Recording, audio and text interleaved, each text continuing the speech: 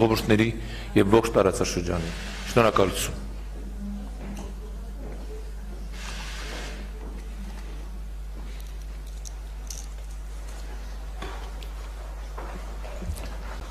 Patrono prezidento.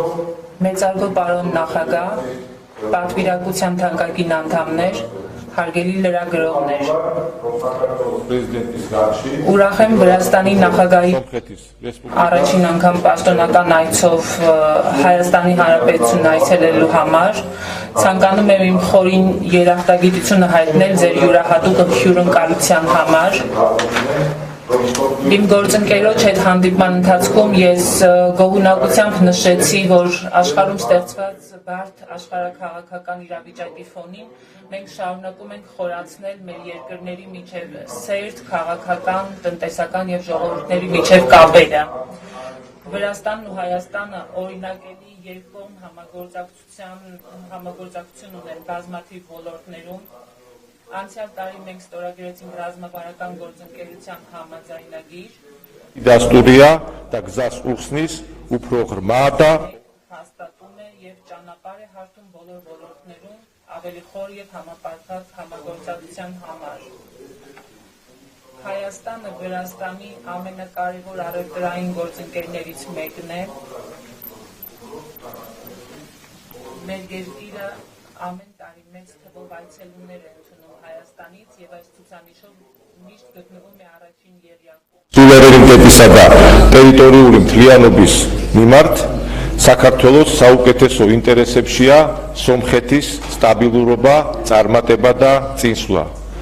აქვე მსურს პირადად ჩემი და ქართველი ხალხის სახელით მადლობა გადაგიხადოთ საქართველოს სუვერენიტეტის, ტერიტორიული მთლიანობისა და არაღიარების პოლიტიკის მტკიცე და ურყევი მხარდაჭერისთვის. ჩვენი გაცხადებული პოლიტიკა მშვიდობისა და სტაბილურობის ხელშეწყობაა.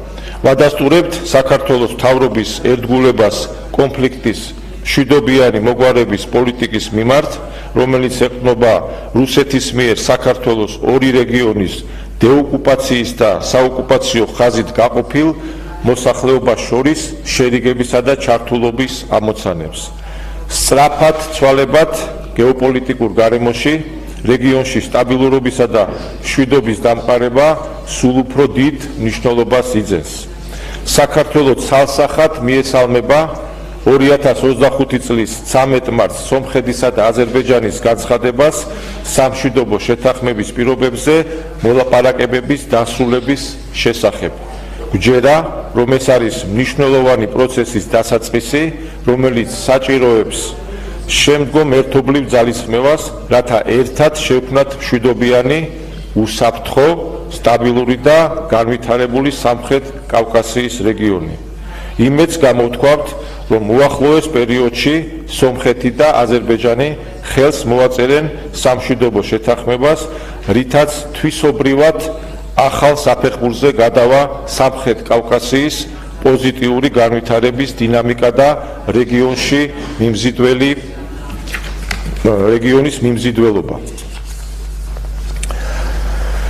შეხვედრაზე ასევე ვისაუბრეთ 2025 წლის 17 აპრილს თბილისში გამართული სამმხრივი შეხვედრის შესახებ, რომელიც წარმოადგენს სამხრეთ კავკასიის რეგიონის ქვეყნების სამმხრივი ურთიერთსასარგებლო თანამშრომლობის პროცესის დასაწყისს.